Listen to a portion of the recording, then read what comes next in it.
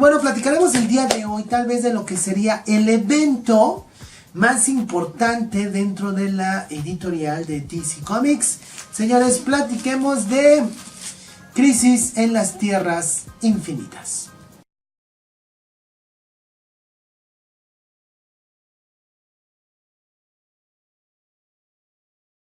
¿Qué tal, amigos de Arena Geek? Bienvenidos a su canal, foro abierto donde platicamos acerca de temas como cómics, videojuegos, anime, manga, cultura pop.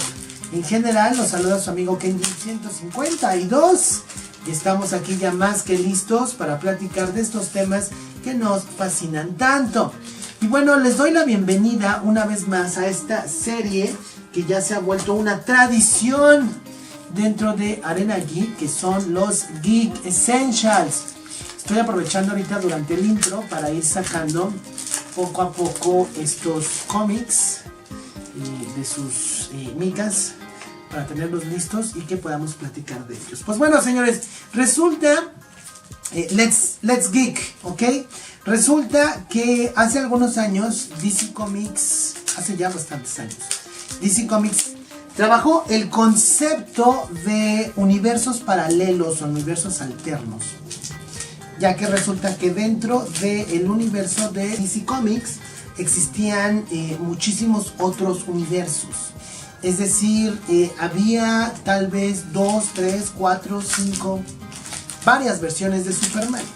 Y de la misma manera había varias versiones de muchos de sus personajes. Inclusive una de las versiones más famosas o más que tuvo más éxito, más exitosas por parte de DC Comics era esta versión de la Liga de la Justicia, donde los personajes eran representados por animales. Y resulta que el concepto se dio principalmente porque no se revisaba por parte de los editores la continuidad de una manera tan estricta. De hecho, hoy en día tampoco creo que la continuidad se revise tan estrictamente como se verificaba en los años 80 y 90. Pero bueno, la continuidad no era algo que las editoras verificaran tanto, y entonces se daban problemillas por ahí, donde por ejemplo si Superman estaba en una aventura con Flash, exactamente en el mismo tiempo, en el mismo espacio que era en ese momento el universo de DC Comics, simultáneamente él estaba resolviendo alguna otra aventura en solitario o inclusive con otro personaje.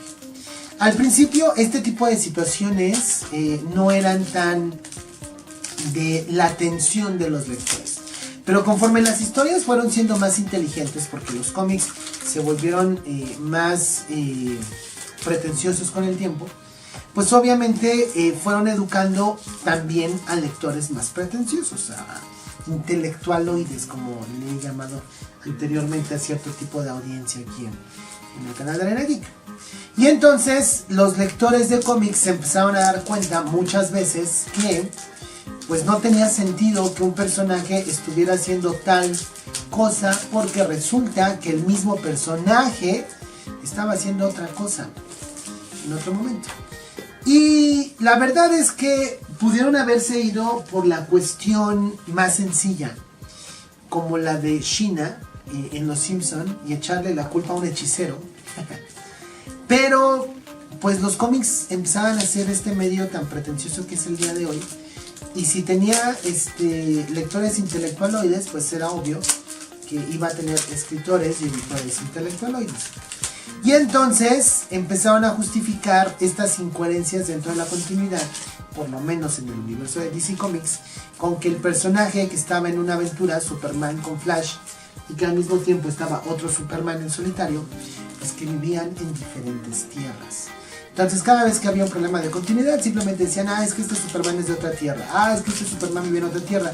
Ellos le llamaban tierras a las dimensiones paralelas. Y así fueron creciendo tanto las tierras, pues que llegaron a tener un sinfín de dimensiones paralelas. Pero lo que fue peor aún es que llegaron a tener muchísimas versiones de sus propios personajes, porque resulta que el Superman de una tierra pues no era lo mismo que el Superman de otra tierra, ¿no?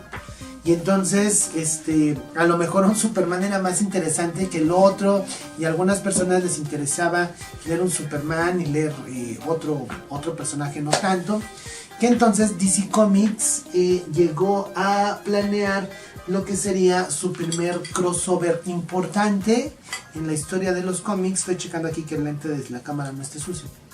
Que llevó por nombre Crisis en las Tierras Infinitas, que en definitiva es un Geek Essentials, porque en el momento en que se crea este crossover, no solamente define cómo se iban a manejar los eventos anuales de las editoras de cómics, sino que también define, por lo menos dentro de DC Comics, que las muertes de sus personajes y los eventos pretenderían ser para ese momento permanentes.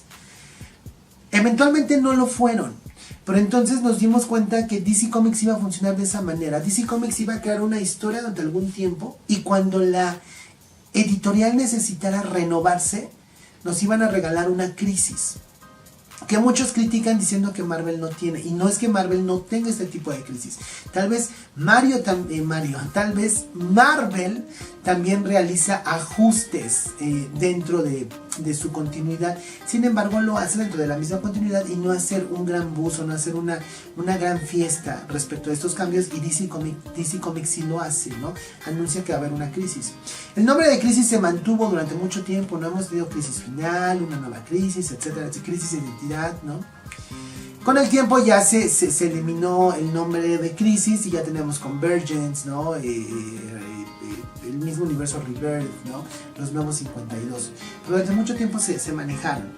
Y bueno, resulta que ya les voy a empezar aquí a presumir los cómics. Para eso tenemos aquí ya nuestra camarita. Y bueno, pues resulta que, como pueden ver aquí, dice aquí, espectacular serie de 12 capítulos.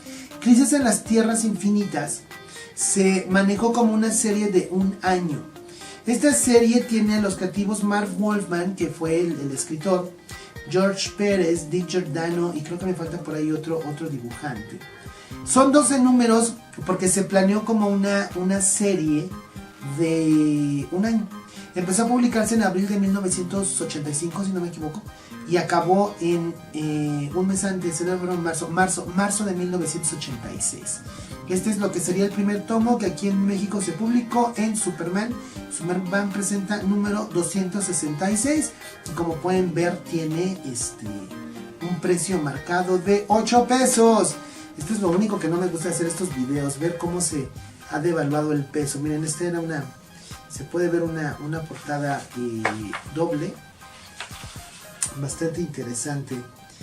Ahí, como pueden ver, la portada tiene muchos dibujos de diferentes tierras, porque son las tierras que les estaba platicando, y el objetivo de Crisis era destruir estas tierras para fundir al universo de DC Comics en una sola versión.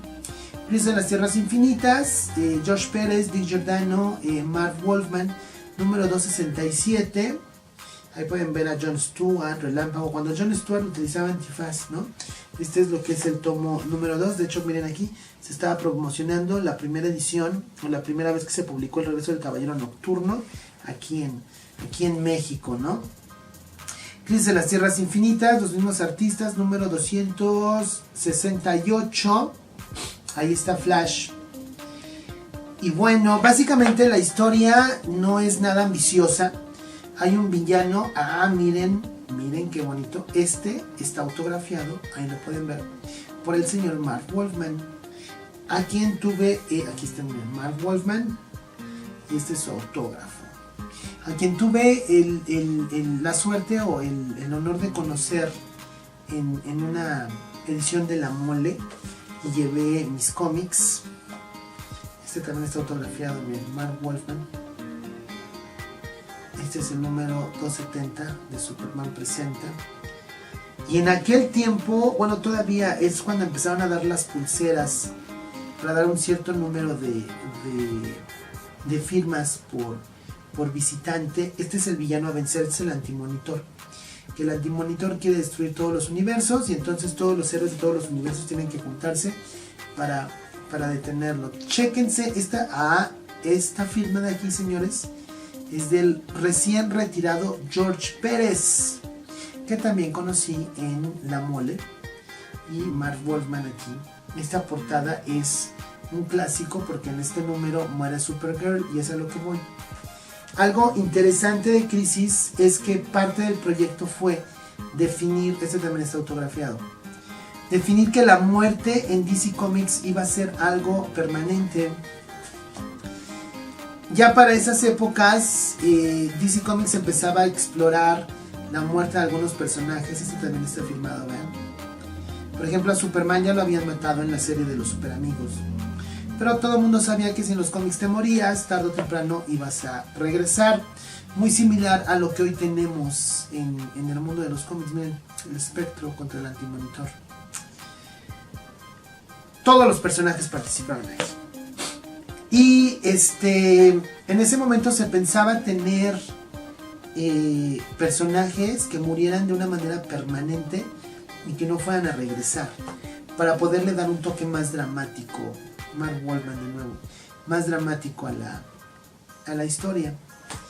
Les platicaba que yo recibí los autógrafos en La Mole y fue la primera vez que le pedí a alguien más dentro de la fila que si le sobraban autógrafos, que por favor me hiciera el favor de conseguirme una firma más, porque me hubiera gustado tener todas las ediciones. Esta es una edición mexicana, creo que es, si no me equivoco, la única vez que se ha publicado Tierras Infinitas aquí en México. Corríjanme si estoy mal. Sería interesante encontrar el año. Por lo general eso tiene que estar en la parte de atrás. Miren, de hecho ya aquí como podrán ver, ya el papel está un poco amarillento, y eso que los tengo en cartón. Miren, Manelik de la Parra ya era 1997. 3 años al 2019 son 22 años. Estos cómics se publicaron hace 22 años y siguen aquí. El arte es de este grandiosísimo señor George Pérez, que lo hace bastante bien. Él tiene mucho del estilo que vendía DC Comics en los años 80, con las series como Los Super Amigos, y en la colección de muñecos de los Super Powers. Híjoles, qué gran nostalgia. ¿Cómo decidí los cómics que le pedí que me firmara? Es a lo que voy. Pues se supone que la muerte iba a ser algo permanente. Entonces, cuando estaba ahí en La Mole y conseguí las firmas, bueno, decidí que me tenían que firmar cómics donde pasara realmente algo relevante. Y escogí, miren, Geoforce. Este era un personaje de aquella época que era bastante interesante. Podía controlar la Tierra. Y decidí que me firmaran eventos importantes, como la muerte de Flash, la muerte de Supergirl, y algo que se caracterizó DC Comics en aquel momento y que tal vez yo no me había dado cuenta, es que las muertes en el universo de DC Comics iban a ser violentas, señores. Cuando muere Flash muere haciendo este sacrificio, alcanzando una super velocidad que hace que su cuerpo se desintegre. Miren, también estaba anunciando a Kingdom Come en aquel tiempo. Y bueno, se ve el sacrificio, pero se ve cómo su cuerpo se empieza a desintegrar. Y cómo él mismo dice que no puede controlar sus partículas, sus moléculas, y que estaba por desaparecer. Ven este Batman y este Robin. Qué bien se ven. Y la siguiente en morir, o no me acuerdo el orden, si primero fue Supergirl, Kara, y después fue Flash. Pero bueno, cuando matan a Supergirl, esto fue antes de la muerte de Jason Todd, que todo el mundo recuerda la barra de metal. Pues el Antimonitor mató a Supergirl a puro golpe, señores. Y en eso se caracterizó DC Comics mucho, a diferencia de Marvel. Las muertes en Marvel Comics no son tan visuales. Inclusive una muerte que yo acabo de leer hace algunos años, por ejemplo, fue la muerte de Sue Storm. No, de Sue Storm no, Jaime, ponte las pilas, caramba. la muerte de Johnny Storm, la antorcha humana, donde literalmente nada más cierra el acceso a la zona negativa. Y ya tú te imaginas que 1,000,000 de monstruos, pues, lo mataron, ¿no? Y llega el sacrificio, y sí entiendes el sentimentalismo. Mira, DC no. Editorial Beat solía poner estas fichas, aquí me detengo, porque están por publicar, están por estrenar la película de Shazam. Y era así como en aquellos años aprendíamos de personajes, su primera aparición. Por lo menos era una fuente confiable, ¿no? No un video que salía completamente de Wikipedia. Vean este Hawkman. Es el Hawkman que me encanta. Y bueno, entonces, después, miren, en este número es donde muere Kara, que está firmado por el genial George Pérez. Mark Wolfman.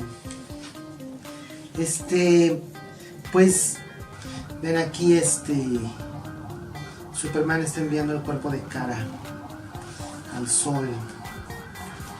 Qué mejor funeral que eso, ya no hay una viñeta después. Y aquí Bárbara realizando un speech de despedida. Miren, precisamente en este momento tendría que pasar una ambulancia aquí enfrente. Pero bueno, precisamente aquí podemos ver este Superman con canas, que precisamente es una versión diferente. Un Superman que se iba a quedar en ese momento ya como canon. Y ya después me di cuenta, vean, aquí está ya Kara. Vean cómo la dejó el antimonitor. Me dio una reverenda golpiza épica, yo la recuerdo, que se las voy a poner por aquí. Y ya después con la muerte de Jason Todd, que todo el mundo la recuerda como una muerte impresionante, pues me di cuenta que era la tendencia de DC Comics. Miren, aquí está Kara. Me acuerdo que amenaza al antimonitor diciéndole que hasta aquí, ya me tienes harta. Ahí está el antimonitor. Bueno, lo tira y el antimonitor le dice lo clásico, que tú crees que esto es todo. Y ella le dice, todo acabó, todo. Y sí, mamu, ¿cuál todo? Superman estaba medio bloqueado y el antimonitor le da un impacto de energía con todo, ¿no? Yo pensaba que había sido con golpes, era lo que les estaba diciendo. Y literalmente la perfora, ven aquí la atraviesa, ¿no? Frente al inepto de Superman, que no pudo hacer absolutamente nada. Yo recordaba que era golpes, pero no, la que intentó ganarle a golpe limpio fue Kara, pero no tuvo la fuerza suficiente. Pero bueno, es una muerte bastante visual. Y ya después confirmé con Jason Todd que, bueno, a DC Comics le gustaba ver a el destino final de Flash. Este era lo que estaba buscando. Obviamente se lo pedí que me lo firmara. Estaba limitado a 3 firmas por persona. Entonces yo conseguí 3 firmas. Mi acompañante consiguió otras 3 firmas más, porque teníamos 6. Aquí están, miren, la muerte de Flash. Ahí Flash empieza a correr hasta el momento donde no logra controlar sus movimientos. De hecho, empieza a ver eventos del presente, pasado, futuro, y Flash simplemente se desvanece.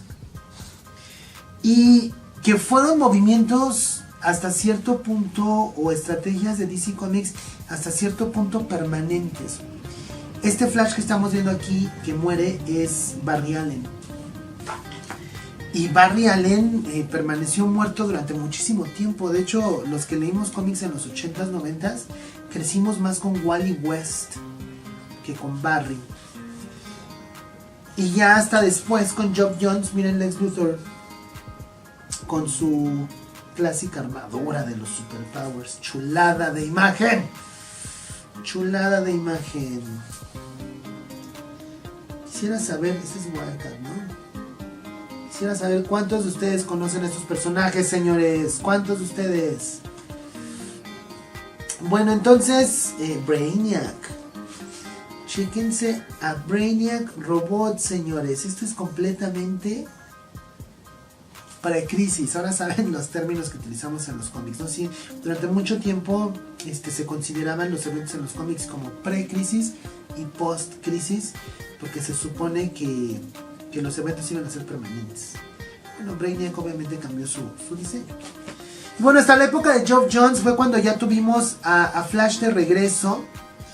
Kara pues estuvo muerta muchísimo tiempo y regresó hasta el siguiente reajuste del universo. Es decir, para Kara no se justificó su regreso hasta un ajuste durante el tiempo en que ha habido crisis en el universo de DC Comics. Han habido personajes.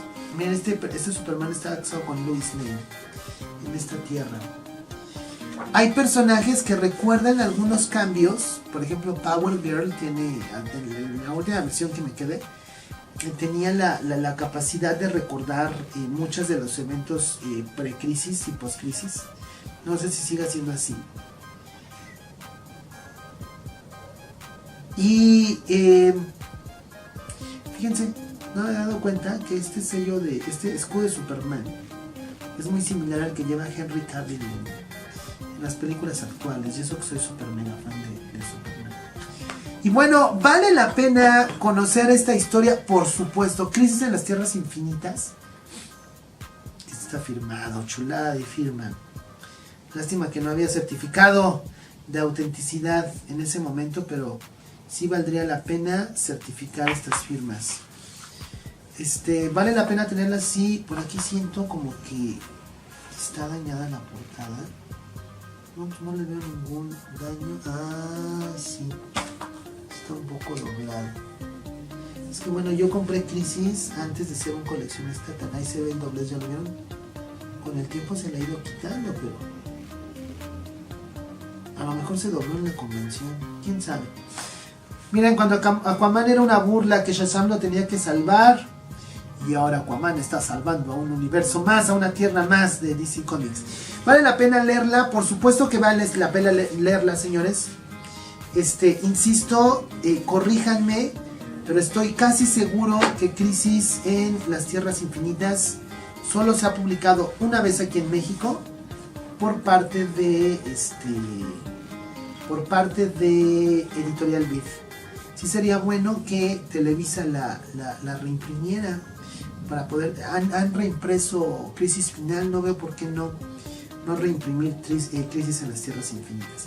Y sí, vale la pena que lo lean, porque a pesar de que los multiversos ahora es algo muy aceptable y muy común, darse más o menos una idea de que en algún momento se tenía pensado tener una sola línea temporal, y eso significaba deshacerse de todas las versiones de personajes alternos que se tenía, a pesar de que hoy la tendencia es muy opuesta, ¿no?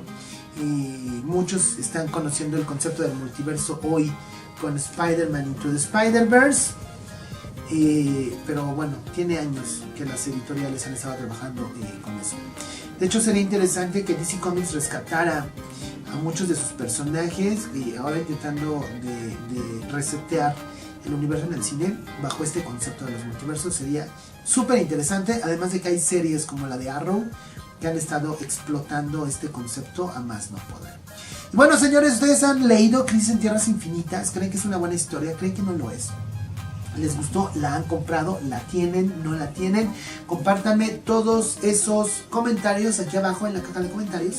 KenJim152 les manda un saludo, un tremendo abrazo, pidiéndoles que por favor no dejen de geekear. Recuerden que si dejáramos de geekear, no podríamos recordar historias tan increíbles como Crisis en Tierras Infinitas. Nos vemos aquí en la próxima, que estén bien. Hasta luego.